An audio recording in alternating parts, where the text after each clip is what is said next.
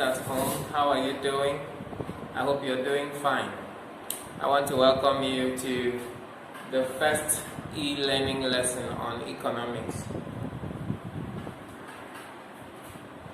And the class I'll be taking is SS1, as you can see on the board. The topic for today is business organizations.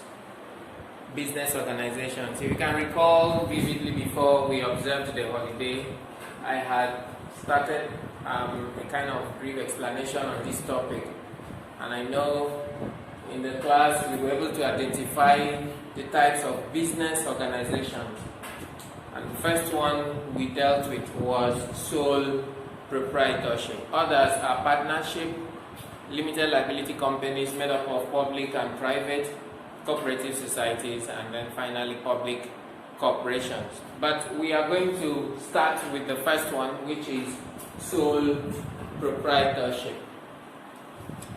If you can recall in your business studies class when you were in the junior section, there was a popular saying that sole proprietorship is a one-man business. But I've been able to put up something here for you on the board so you can jot down at home. Sole proprietorship is a form of business enterprise owned, financed, managed by one person with the primary aim of making profit.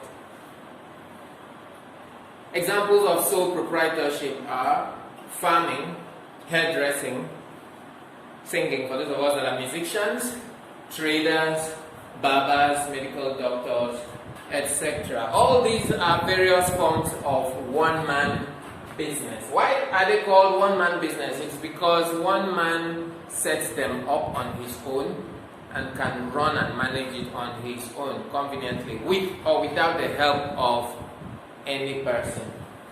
Now, the definition of sole proprietorship has been further broken down into several features. As you can see on the board, the first feature of sole proprietorship is that the business is owned by who? One person. And then the second feature is that the primary aim of that business is to make profit. It is not like a business that is owned and financed by the government, which is to provide essential services such as electricity, pipe-borne water, with or without making profit. But a sole proprietorship business usually focus on making money, making profit. Then number 3, the sole proprietor has unlimited liability. When we talk about liability, we are simply referring to responsibility. So the sole proprietor has unlimited liability. What that simply means is that the responsibility of the business lies solely on the sole proprietor. Everything about that business is the responsibility of the sole proprietor. If the business is doing fine or going down, the sole proprietor is held responsible. He holds himself accountable for the successes and the failures of the business. Another feature of the business is that it is not a legal entity. When we talk about an entity, we are referring to personality.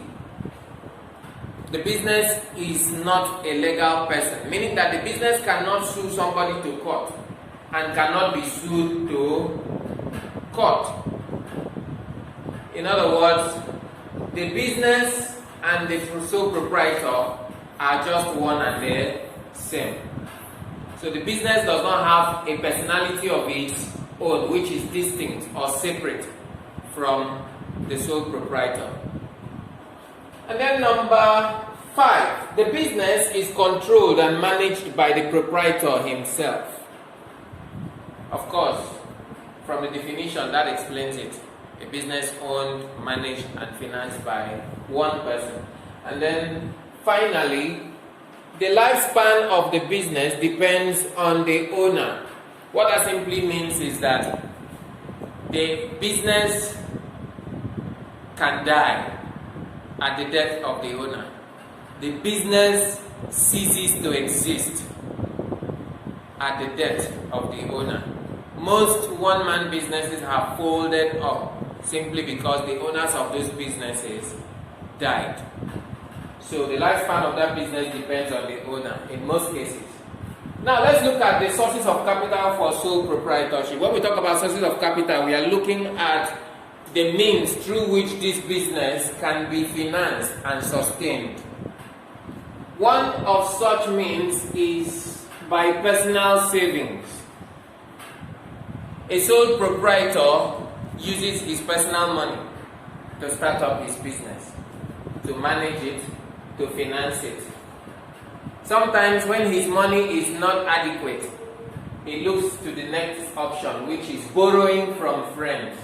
He can decide to borrow from friends when his business is going down or is experiencing some challenges and he needs to get his business back on its feet. He can borrow from close friends or relatives, even his family members. And then number 3, loans and overdrafts from the banks. Sometimes he doesn't have close friends and relatives that he can quickly run to. The next thing is for him to reach out to a bank for a loan facility. And when the banks see that the business has a potential of succeeding based on his brilliant business plan, they will give him the opportunity to have access to loans. And then the 4th option there is trade credit. Trade credit here simply refers to a kind of borrowing that a trader or a sole proprietor gets from wholesalers. You know, somebody that is buying from a wholesaler to resell as a retailer can decide to get goods on credit, since he or she doesn't have cash to pay for those goods, but have a business idea or has a plan.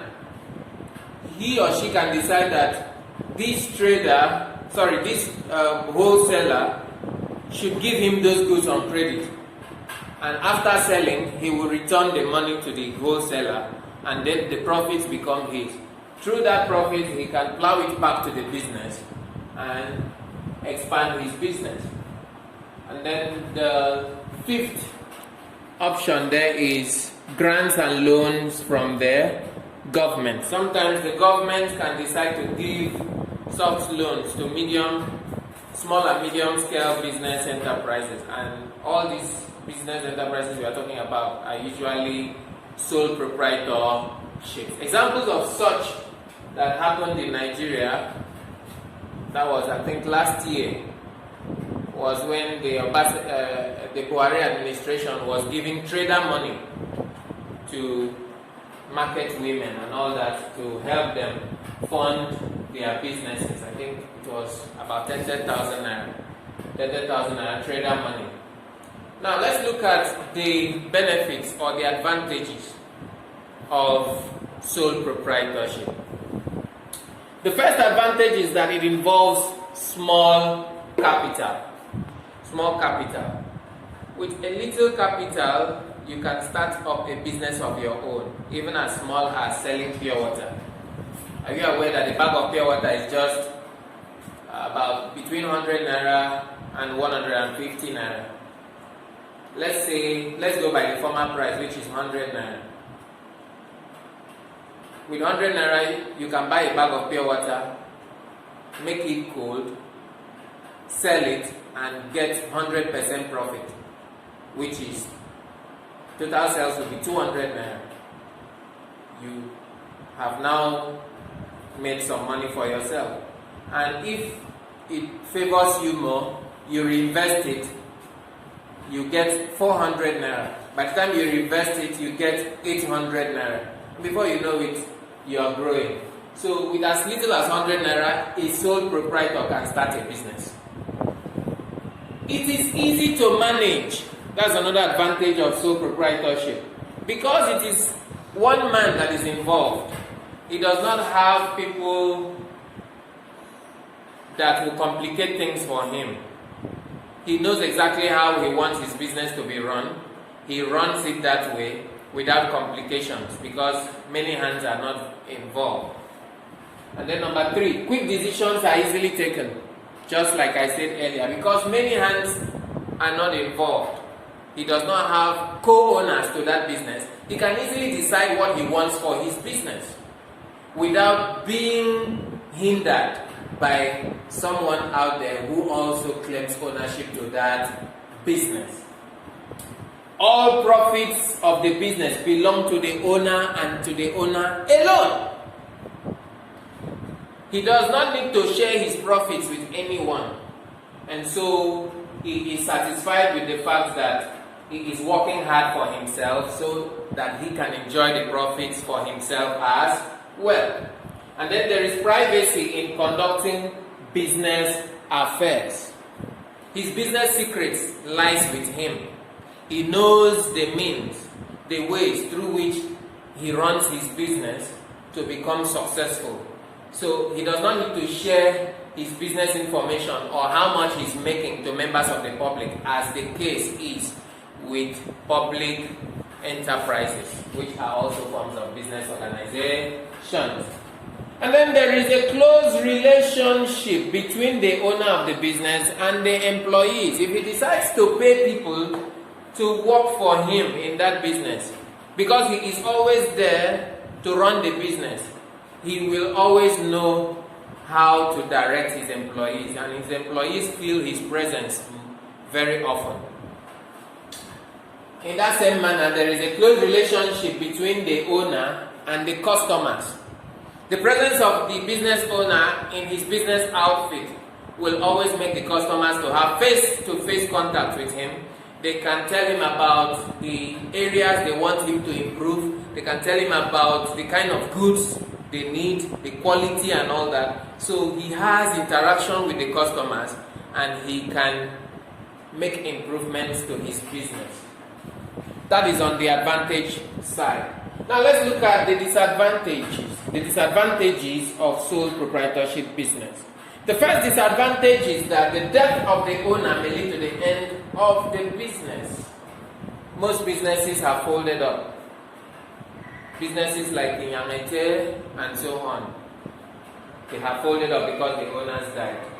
And then number 2 is that there is problem of inadequate capital. Most sole proprietorship business have plans to expand their business, but they don't have the requisite funding to do that. And it becomes a problem for them most times. So that is why sometimes they run to these other means to get more funding. The third disadvantage is that the owner bears all the risks alone. Because he owns the business alone, he also bears all the risk alone. Risk are those things that stand as a threat that can hinder the progress of the business. So when the sole proprietor bears all the risk alone, it means that if the business is doing badly, the sole proprietor suffers it alone. If he suffers losses, he suffers it alone. And then number 4, the business has unlimited liability. Just like I explained in number 3. He is totally responsible for the successes and the failures of the business. If the business is doing fine, he will take pleasure in the fact that he made that happen. But if the business goes down the drain, he will blame himself because he is solely responsible for that business. And then number 5, there is limitation in expansion. This stems from the fact that there is problem of inadequate capital. So the problem of inadequate capital will also militate against the expansion of the business. These are the disadvantages of sole proprietorship. This brings us to the end of sole proprietorship. The next subtopic we'll be looking at is partnership. As I said, we'll be looking at the next type of business organization, which is partnership. Partnership is a business in which 2 or 20 persons agree legally to set up and manage a business in order to make profit. You see, when 2 or more persons, but at least they should not exceed a maximum of 20.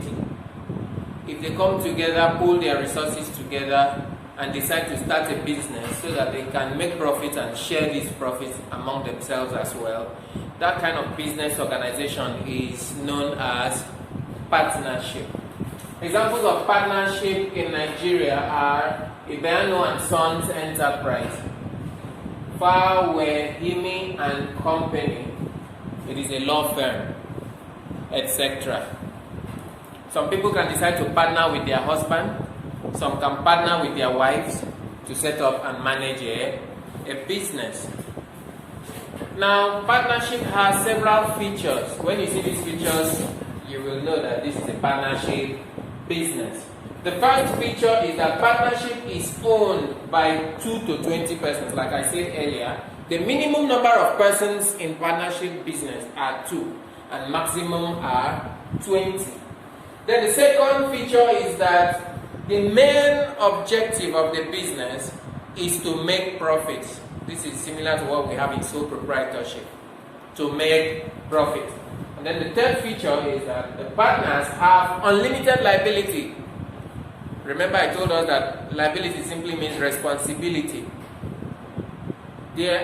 All the partners are responsible to that business, whether the business is making profit or making losses. They are held accountable for the successes and failures of that business. The business is not a legal person, like I told us in the sole proprietorship. You cannot sue the business directly to court. What you sue to court are the partners. The partners are the people that come to court.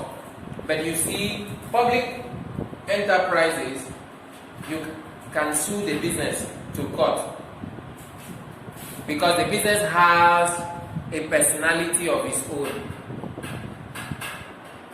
which is different from the owners, which is distinct from the owners. And then the lifespan